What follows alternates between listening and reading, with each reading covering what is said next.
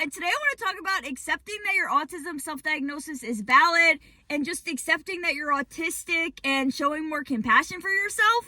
And so something I've noticed is that when somebody self-diagnoses autistic, people are like, well, you can't self-diagnose as autistic because that's a very complex disorder and you really need a professional to diagnose you and to make sure that like you don't actually have something else, right?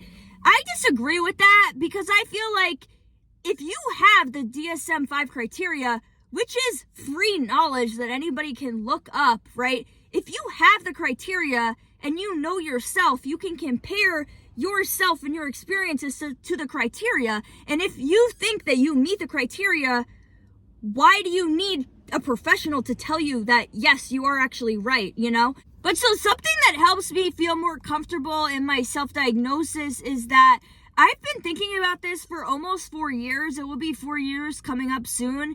A neurotypical, Allistic person, maybe they'll see a TikTok about autism and be like, am I autistic? Maybe they'll think about it for a week, 2 weeks, After you start getting past 3 months, a year, 2 years, 3 years, almost 4 years, like that's not really normal, to continuously be thinking about this and have it be consuming your mind so much. And then it almost becomes an obsession. And that's like, also it can be a symptom of autism, like just being really obsessed with something and not being able to let it go, So if you have like this obsession about like, oh my God, do I have autism or not? And like, you keep doing all this research about it, and it's been years, like at this point, it's safe to say that you're autistic and you should just accept that your autism self-diagnosis is valid and to stop seeking outside validation. One of the reasons I wanted to get a professional diagnosis was because some people online, like if I make TikToks and I use the autism hashtag, like I don't say in my videos like, oh, this is an autistic experience and I'm doing this because of my autism, I just kind of say what happened. And then in the hashtags, I will say like hashtag autistic, that's just to get my video to be in the target audience because I know that it's an autistic experience, so I want people that are going to relate to my video to see my video. And so then with this one video that I made, people are saying, oh, is this another self-diagnosed autism page? And I was like, this isn't an autism page. It's a page about me and my life.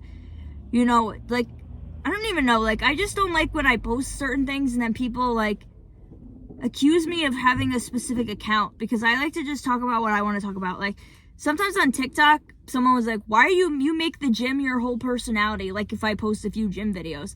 And then if I post a few autism videos, it's like, well, now I have an autism account. And then if I post about crochet and then I stop posting about crochet, someone's like, why aren't you talking about crochet anymore?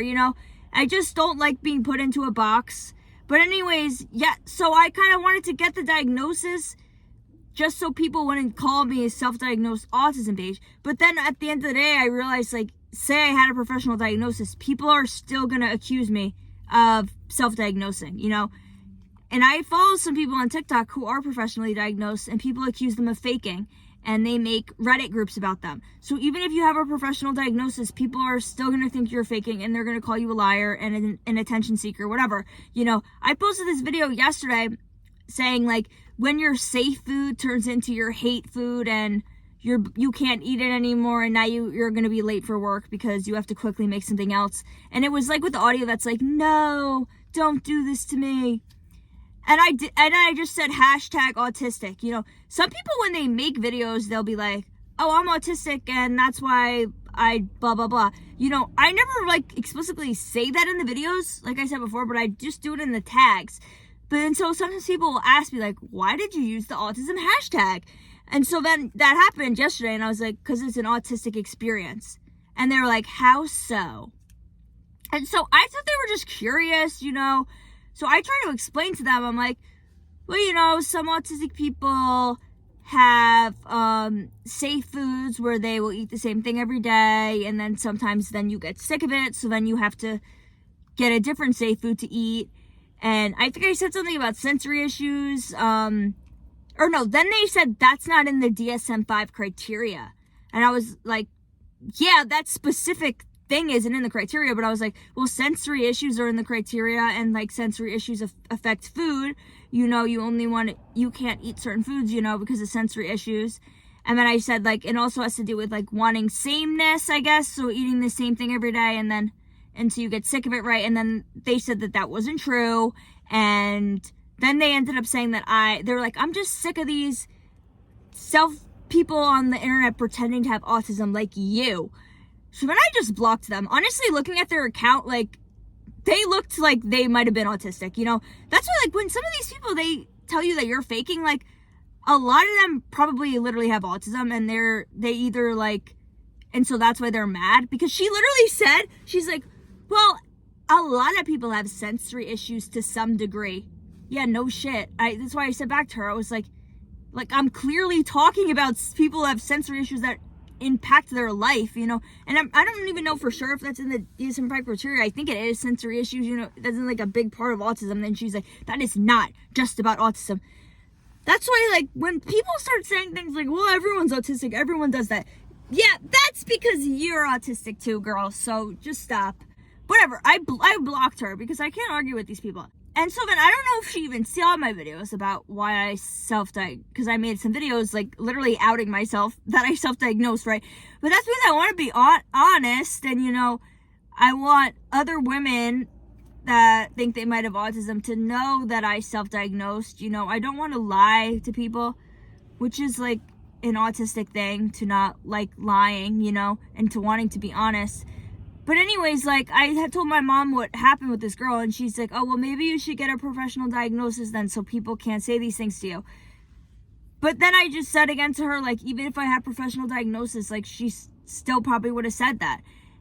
And I saw this TikTok video of this girl who was professionally diagnosed, and then somebody stitched her video and was like, this girl, let me tell you right now, she is not autistic. Yes, she has a professional diagnosis, but she's not actually autistic, and it is so easy to get one. And it's just like, so even if you have a professional diagnosis, people are still going to invalidate you left and right. So you're just going to have to find a way to accept that invalidation, I guess, and you're just going to have to stand firm in your beliefs that you're autistic and just be more compassionate towards yourself because of it, right?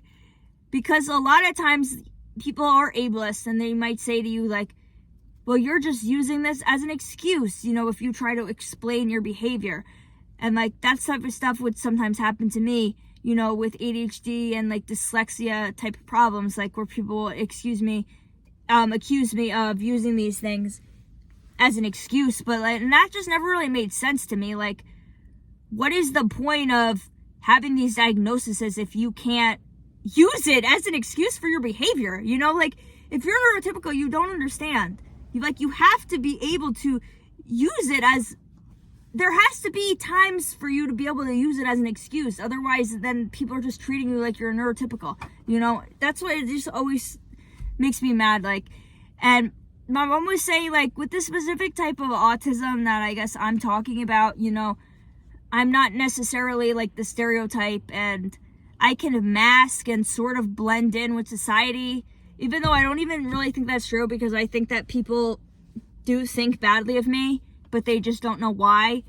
But so she was saying that it's kind of like an invisible disability, because my brother, for example, he doesn't really mask, and he talks to himself out in public, and he, like, just repeats things to himself, and, like, he makes more body movements and all that. Like, if you were to see him, it's more obvious that he's autistic, where if you saw me, you maybe wouldn't think that. You probably would think that I was rude, aloof, you know, kind of just in my own world, shy, quirky, I guess, weirdo, loser. But you wouldn't go to autistic, right? And so this is my next point. Like, if people say certain things to you, like, oh, I've never met anyone like you before, that's like the signal of, like, you're autistic, but I just don't know it yet, you know? Like, so if I had 4 boyfriends, the first one, like, was in high school, I feel like didn't really count. But anyways, the next 3, like, they all would say, like, they've never met anyone like me before, like, I'm so different from other girls, you know? And, like, people get mad when you say, I'm not like other girls. But I feel like when I say I'm not like other girls, like, it's not putting other girls down. Like, I say it in a way that, like, I'm not like other girls, like, you guys are all better than me and I'm worse than you. And, you know, I'm not doing it in like a pick me. Like, I think it becomes a pick me if when you say like, I'm not like other girls.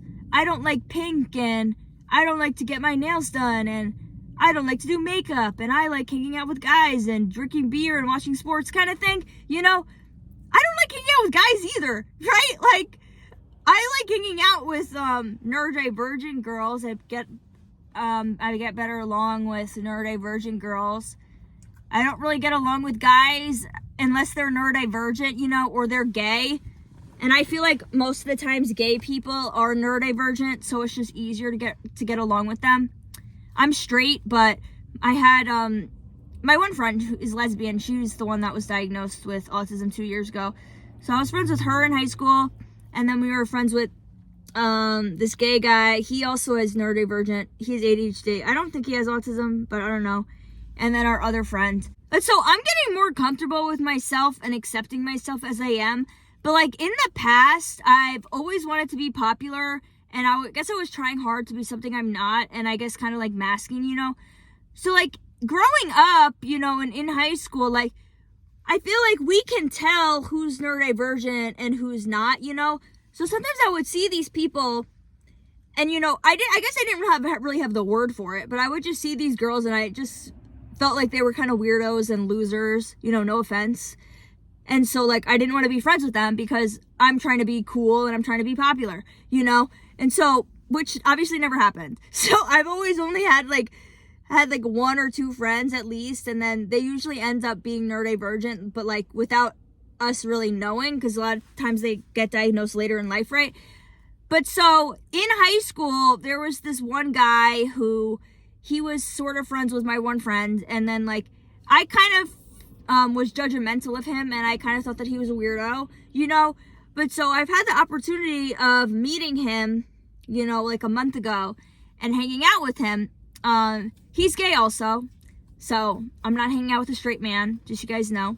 But anyways, so we're hanging out, and you know, he's still a little bit weird, but like weird in a good way, right? And so I'm just trying to say, like, I had thought badly of him in high school, and I didn't want to be associated with him. But then when I hung out with him again, I'm like, oh, okay, like, this person is like me, right? And it's like, yeah, they're a little bit weird, but they're like weird how, like, I'm weird, you know? But then they also are, like, cool, you know? And so when you get more, so just notice, like, if you had felt like growing up where you kind of were judging other people who probably were autistic and you just didn't realize, you know. But then the more you get more comfortable with yourself, the more you can start to accept other people. And so he also was telling me how, because he follows me on Instagram, so he's like, oh, I like seeing like your like autism posts, like sometimes because I would make posts and then just do like the autism hashtags, you know, about certain neurodivergent experiences. And so he told me that he also thought that he was autistic, you know. I hope he doesn't watch this video, because I'm not trying to be mean, okay? I'm just trying to say, like, how I the people that used to be judgmental of, I'm no longer judgmental of them, because now I've kind of realized that I'm also autistic, and I have kind of stopped trying to mask and to be a cool girl and to become popular, you know. Like, in college, I wanted to get into a sorority. I didn't get into it. Then I transferred schools to try again at being cool and popular, because it was my only hope at becoming cool. And then I didn't get in again. I got into the worst one. So then I just joined the worst one, because when I did the rush, like the one girl I talked to she was like, I felt like she was a cool girl. So I was like, I'll join it for her. And then she ended up being my big, and I made some friends in it. Like I got 2 friends out of it, right? So, you know, I guess it's kind of hard for me to get along with people sometimes. So, like, I didn't have, I wasn't really friends with everyone, because I don't think that many people liked me. And also, at that time, I was, like, only being friends with people that smoked. So, I just wasn't being friends with some of these people. And it's just, whatever, hard for me to make friends, whatever. But so, part of the reason it was kind of hard for me to want to accept my autism self-diagnosis is because I'm like, well, either I can accept that I will never be cool, or I can continue to keep trying to be cool, and maybe I one day will become cool, you know? And so then I just had to realize that that's just not going to happen. You know, whatever. I'm cool in my own way. Like, I have hobbies. I paint. I crochet. I go to the gym. You know, I do activities that make me cool in a way. You know, I do like hobbies that I consider to be cool. But I guess, like, my essence isn't really, like, popular girl essence. You know what I'm saying? And so then I just had to accept that about myself. And I just have to accept that, like, it's okay to be weird. And it's not even being weird. It's just being autistic, you know? And I guess just embracing being a loser and trying not to be popular and just embracing standing out and not trying so hard to fit in, you know? I talked about this in my other video, but, like, the quote, you couldn't fit in even if you tried, you know? And I really resonated with that because all of my life I've tried hard to fit in, to be cool, and to be popular, and I was never successful. And, you know, after my experience, like, with the sorority, like, I realized to myself, like, if I had got into the best sorority, like, I probably wouldn't even have been happy because I probably wouldn't even have gotten along with those girls and I probably wouldn't even have liked them, you know? And then being around then those frat guys, like, I probably wouldn't have liked them either, you know, because I guess I just don't really get along with neurotypicals, and then the popular people usually are the neurotypicals, you know? And, like, sometimes on TikTok, I look and compare myself to other creators, like, popular creators that have a lot of followers, and then they just seem to have a really good life, and I compare my content to theirs. But you can't compare yourself to other people, because how you live your life is not going to be the same as an Allistic, and you just have to accept that, and it has to be okay. And just because you are not doing the same thing as Allistic, popular people, doesn't mean that you're bad, and you're still lovable, and it is okay to just be who you are and accept yourself. Because that's the only way that you're going to be happy, accepting yourself, you know. The more you try to fit in, the less and less happy you will become, because then you're going to lose yourself, and then all of a sudden you're not going to know who you are, you know. And a lot of, there's like a symptom of autism actually, having like no sense of self, you know. And I don't know, is that part of the reason, like, does that come from masking so much and trying to be other people that you just lose yourself, or you just always don't really have sense of self? Because I feel like my older brother doesn't really mask, and he kind of does his own thing, and my mom thinks that he's more happy with life because his IQ is lower than mine is. So, like, he, I guess, isn't really that aware of things the way that I'm aware of things. And, like, I mean, he gets upset about things. Like, he used to really be obsessed with wanting to get a girlfriend, and that would really upset him, how he didn't have a girlfriend. And he would try hard to talk to girls in high school, like the popular pretty girls, you know, and obviously they didn't really want anything to do with him. So, like, he's had his struggles, you know. But at the end of the day, I feel like he loves himself, whereas I don't really. I'm trying to. I'm getting better at accepting myself. But, you know, in high school, I really hated myself, you know. But now I'm getting better. I'm doing my best. But because, like, the smarter you are, the more aware you are of how you are different and how you don't fit in. And then you just compare yourself to other people. So I want to stop comparing myself to people. And that's why I try not to look at other people's content online. And I try to just focus on myself. Because when I focus on myself and post what I want to post, I'm happy. But then when I start looking at other people, then I start to feel bad about myself. So that's, like, I don't want to, like, not be able to look at things. But, like, I don't know. I guess it's just for the best that I don't look at things. So, like, for me, I really didn't want to be viewed as a weirdo and a loser, you know. But then I tend to like the people that are weird, you know, because they're interesting. So, like, it doesn't really even make sense. Like, I don't like certain things about myself, but then when I see them in other people, I then like them. And, like, I don't want to consider myself a weirdo and a loser. You know, I think those are just words that I tell myself because I didn't know that I was autistic and I didn't have a word for it. So it's like, I could either just stop calling myself a weirdo loser and just say that I'm autistic, or I can have those words be neutral terms and not have negative connotations, you know. For example, with the word disabled, like, I kind of feel like that has negative connotations when some people say, like, disabled isn't a bad word, you know. I don't really like to consider myself disabled because it makes me feel like I can't do anything and, you know, kind of like all or nothing. Like, I do consider myself to have a learning disability when things come up because of my dyslexia, but, like, I guess I wasn't really considering autism as a disability, even though it really does affect me in certain ways, and it kind of has been causing me some problems at work. But anyways, you know how, like, that's a term where people say that it's not really necessarily a bad term. You know, you can say the same thing about, like, being weird. Like, that's not necessarily bad. It's only bad if you think that it's bad.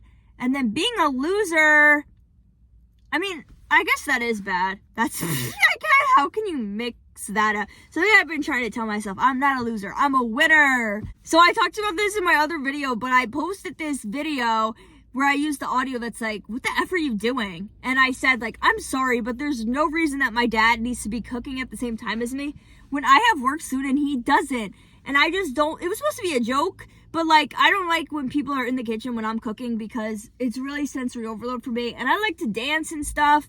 And I kind of use that opportunity to cook while also, like, stimming because I'll be, like, dancing and jumping up and down and stuff.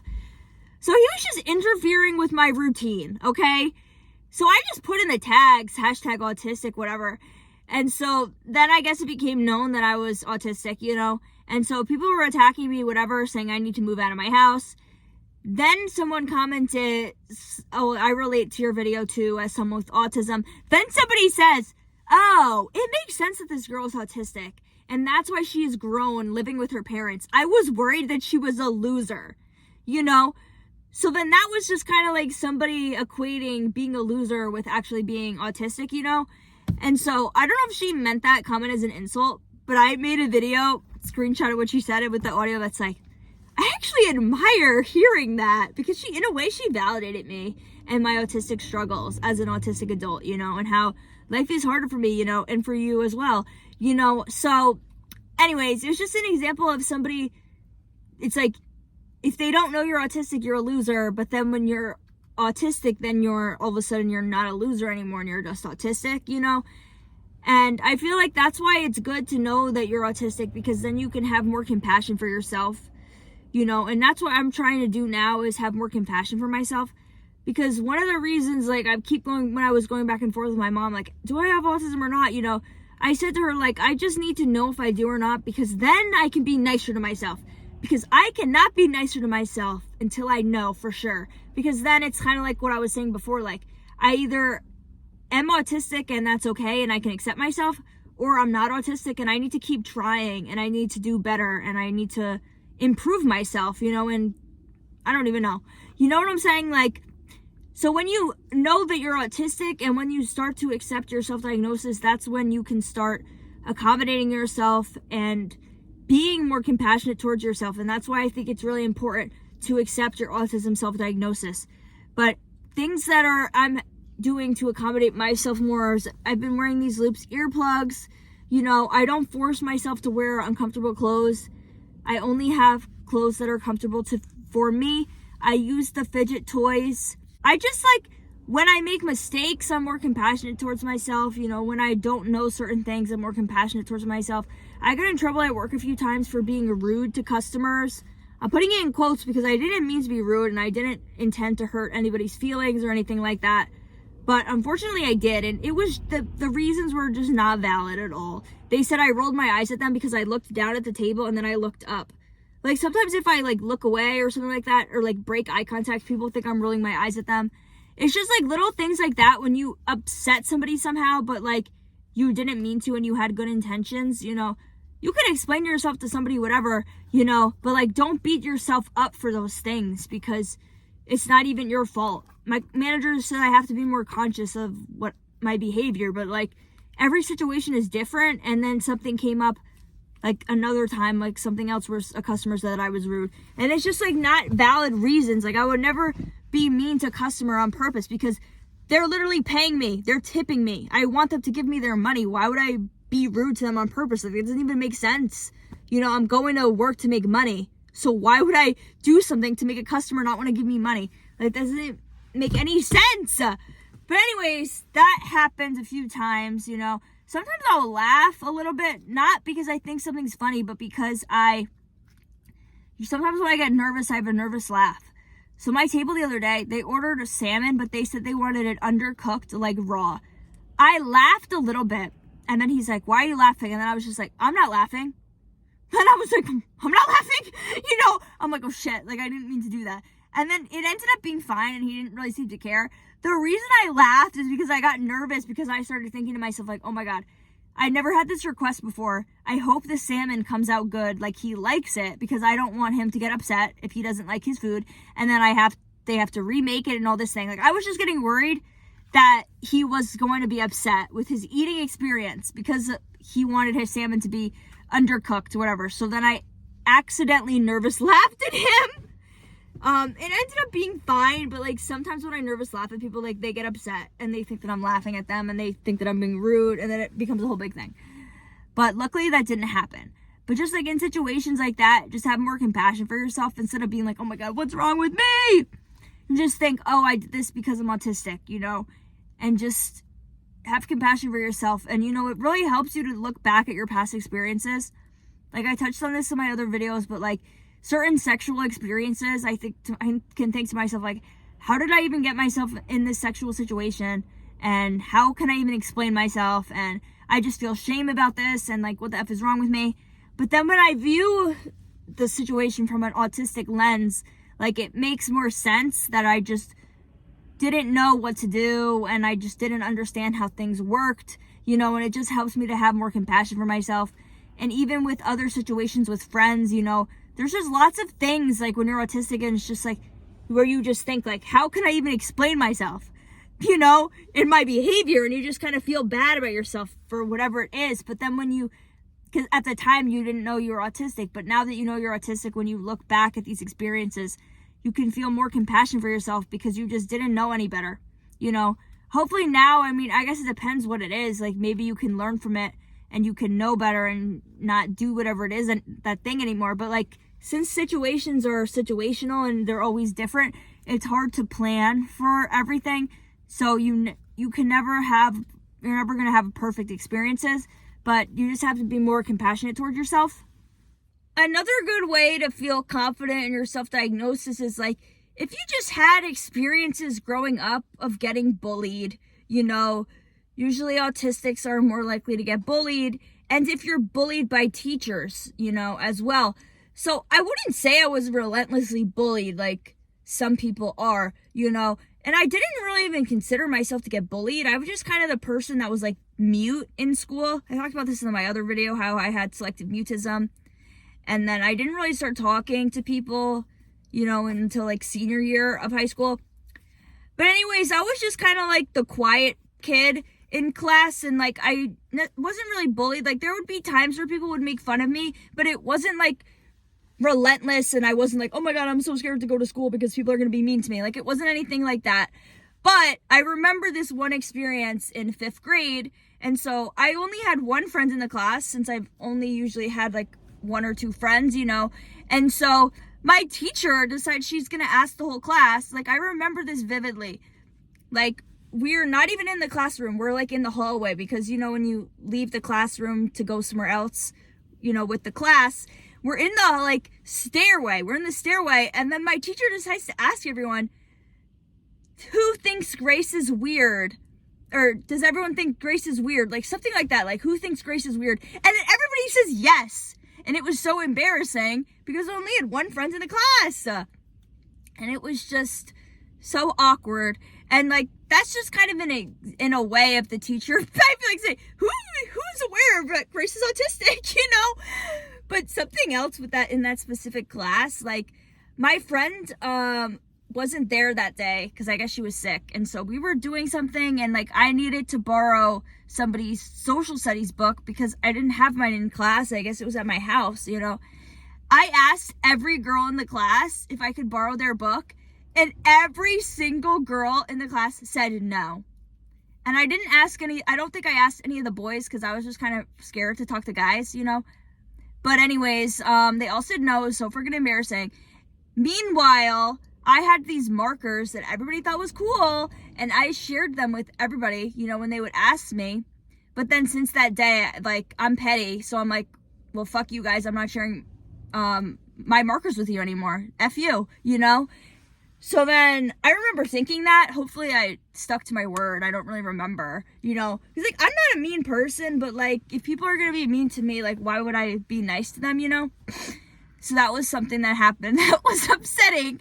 So, like, if you have experiences like that, like, I feel like it's because of just being autistic, you know? Because why else would that happen? So something that makes me feel confident in my self-diagnosis is how my coworker at work called me an enigma. She was like, "You're like an enigma to me." And I didn't even know what that was. I looked it up, and it's basically like a mysterious person, a puzzling person, somebody that's hard to understand. I feel like that's just another word of saying autistic. And you know how they used to have it be the puzzle piece, because the puzzle piece is like, oh, autistic people are like a puzzle and they're so hard to figure out, right? And so when she said that to me, it was kind of like confirmation that I'm autistic, because, like, you don't just say that to anybody, you know? But the reason she said this was because, like, the day before, you know, she had found out that I just tried an omelet for the first time, and I'm 25 years old, you know? That's kind of something, like, you should have probably tried by now, you know? And it's just because of, you know, my food aversions, whatever, and I didn't really like the omelet.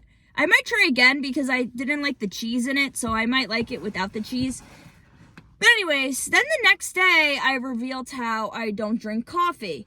And, you know, some autistic people do drink coffee, so that's not like you're autistic automatically if you don't drink coffee. But whatever. Then that was the reason that she called me an enigma. But there's, like, obviously just other things about me that would make her to say this, but I guess that was just the last straw for her. And so when I go on dates with people, I haven't been on a date in like 5 months because I'm dating myself now, but I would bring up that I might be autistic on the dates, and it would come up in conversation somehow, okay?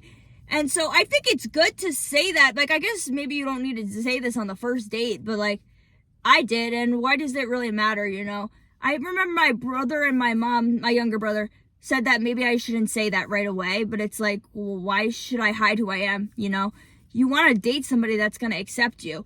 Because I went on this one date with this guy, and then we were kind of talking how we were going to go kayaking again, like, for our next date, and then he's kind of texting me like we're pen pals. So I'm like, I can't just text you like this. If you want to hang out with me, you can ask me to hang out, make a plan with me, and I'll hang out with you again. But I just don't want to be texting you without it being confirmed that we're going to hang out again, because otherwise you're just wasting my time, basically. I didn't say it like that, but then he tells me that he's looking for a long-term girlfriend, but not me.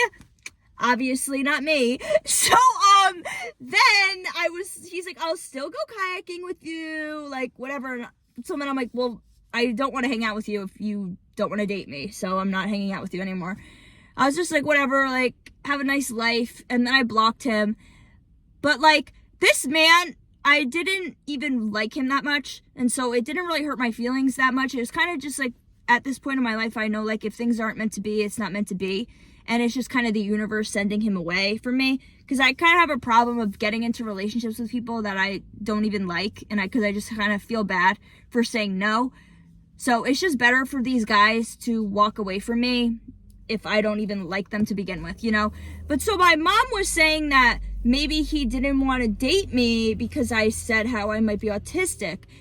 And I don't think that's the reason. I mean, I didn't ask him why, but, like, yes, I did reveal to him that I was autistic, but, like, in his message of how he didn't want to be with me, he did say, like, you just have, like, this amazing, like, energetic personality and, like, a lot of energy, and most people don't have that, like, ever, you know. And how he was describing me, like, I think was what he liked about me was because of, like, my autism and my ADHD, you know, not really sure which specifically, maybe a combination of both. So, like, he kind of liked that about me, but then there were other things about me that I guess I was not girlfriend material, and it could have been, like, lots of different things, you know. When somebody doesn't want to be with you, you shouldn't think about, oh no, what did I do wrong? You should just say to yourself, it wasn't meant to be, and my person is there's somebody else that's even better for you. You know, the universe doesn't want you to be with this person because you're just waste your time with them. They want you to be with someone else. But when I was talking to this guy that's autistic, he told me that when he goes on dates with people, he says, even though he's self-diagnosed as autistic, he says to them, like, yes, I am autistic. And he says it in an affirmative way. And he told me it's because he doesn't want to go on a date with someone and then it becomes a debate. Like, am I autistic or am I not? And it's like, what do you think about me? Like, what's your opinion? And it's not like a fact. It's like, you know, it's kind of up in the air still. And I liked that he said that, and that's how I want to act from now on, which is why I kind of made these videos, kind of to show myself that it is confirmed, and it's not up in the air, and it's not up for debate.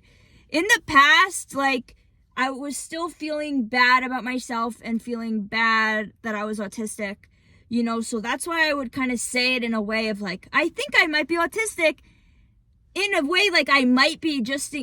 like, say this person's ableist, I'm kind of saving myself to be like, well, I might be autistic, but I also might be totally normal, you know, even though I'm still have ADHD and dyslexia anyways.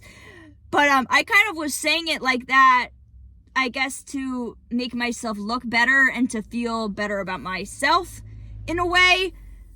But now that I'm accepting myself more and I'm being more confident in my self-diagnosis, you know, because of the fact, like, I never even went to go get tested. Like, I've never been denied.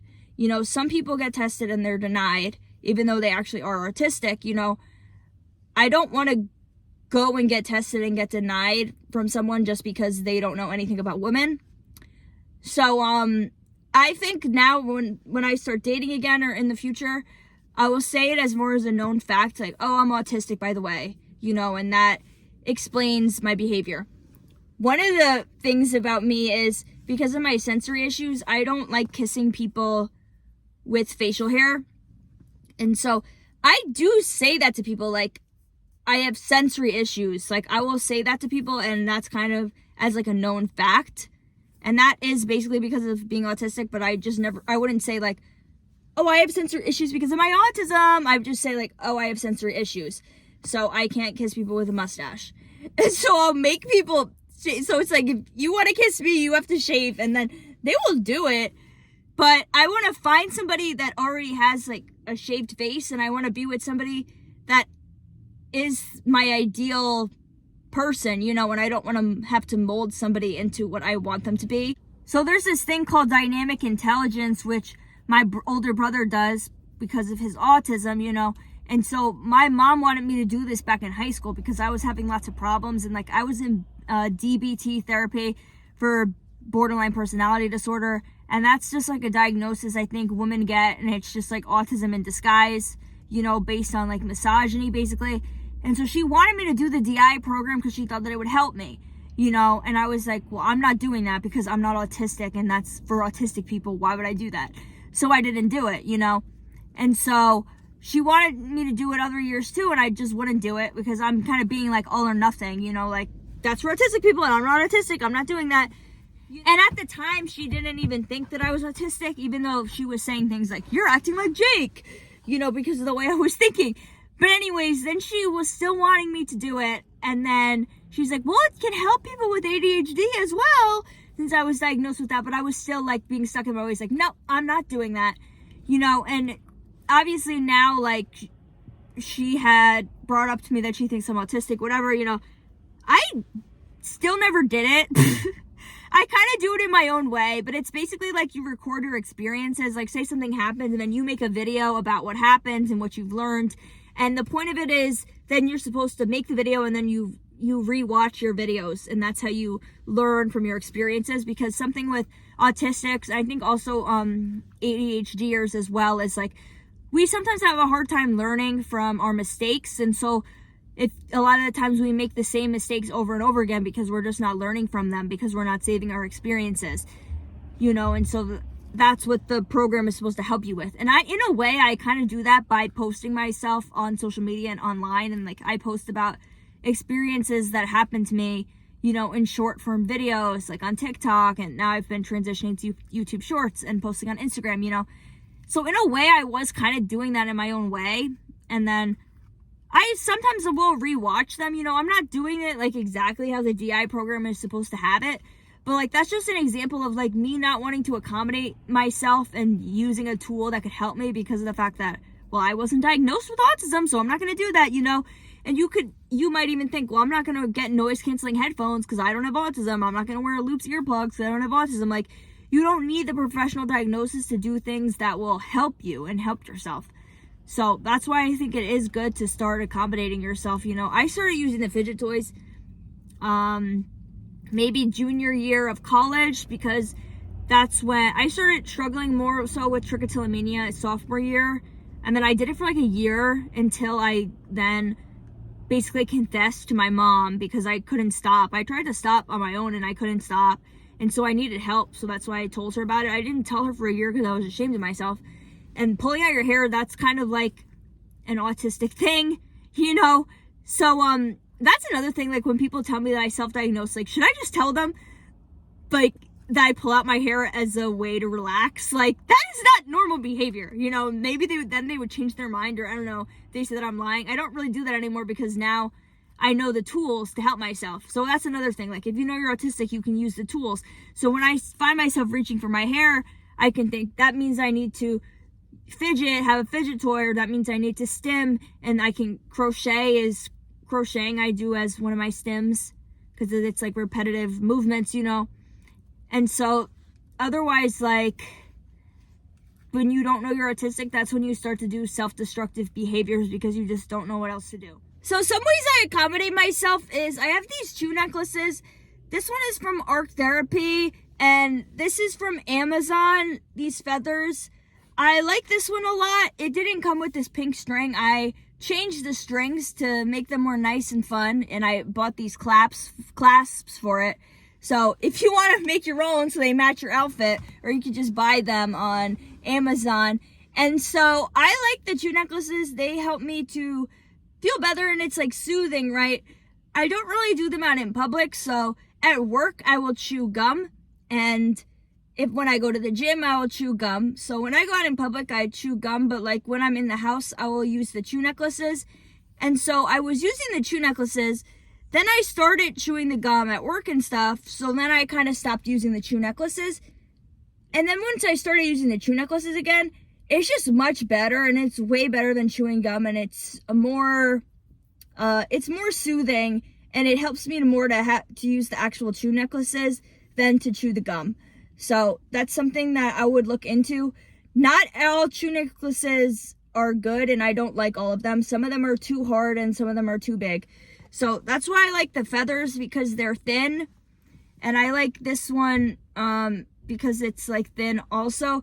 Some of the other ones at this brand are bigger and thicker, so I don't like them when they're too thick, but you might like them. So try experimenting. Basically, I'm trying to say, like, don't try one and think, and if you say you don't like it, that means it's not for you, because you might like it if you get a different brand or you get a different thickness, you know, of it. So just see which ones you like the best. I'm also a messy eater, you know, because of my autism, I guess also ADHD. I'm just more messy. A way I accommodate myself, when I'm eating at my house, I eat with a bib.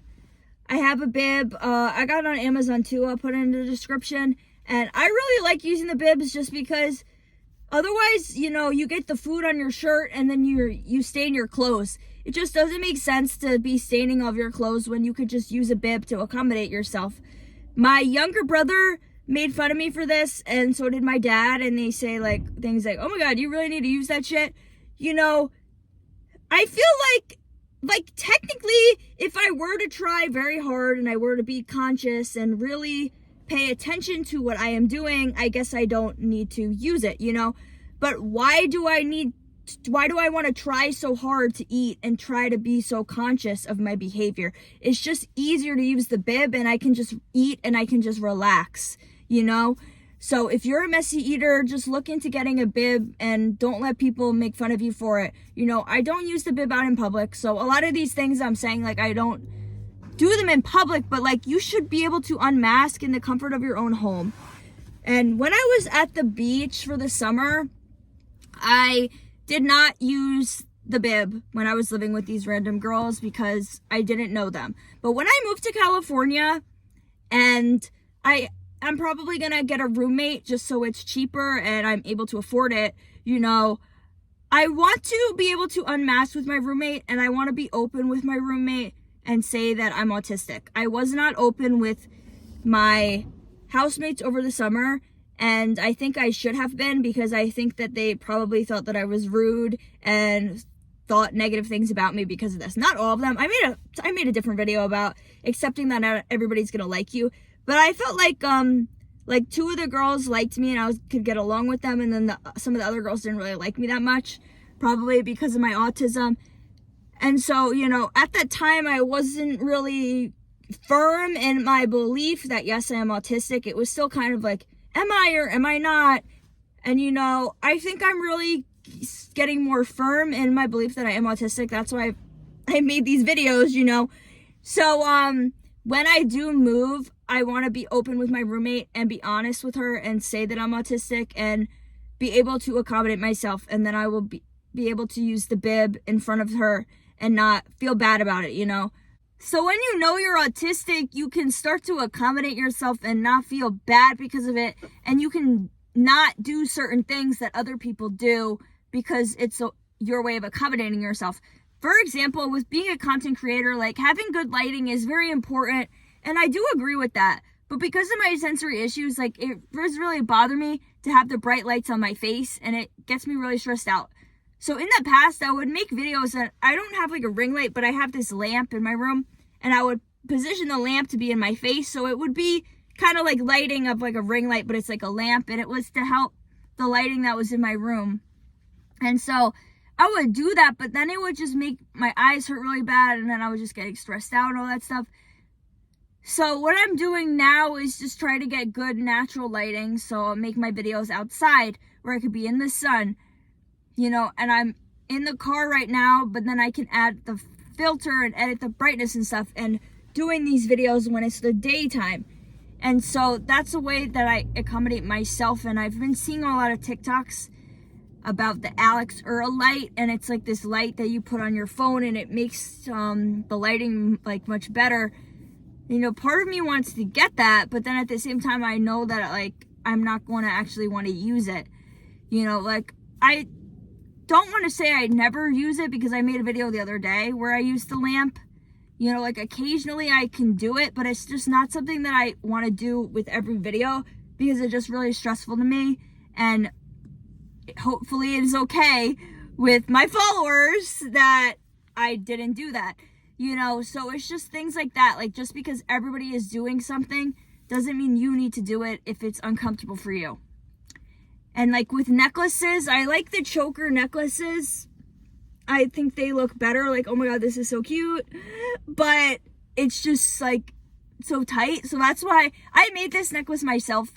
So I've been making my own necklaces so I can make them how long I want them, and that's why I have it like this. And I really like the seed beads. They're very small beads because they feel lighter, and so it's less sensory overload than some of the other necklaces that I have or that I made are like heavier.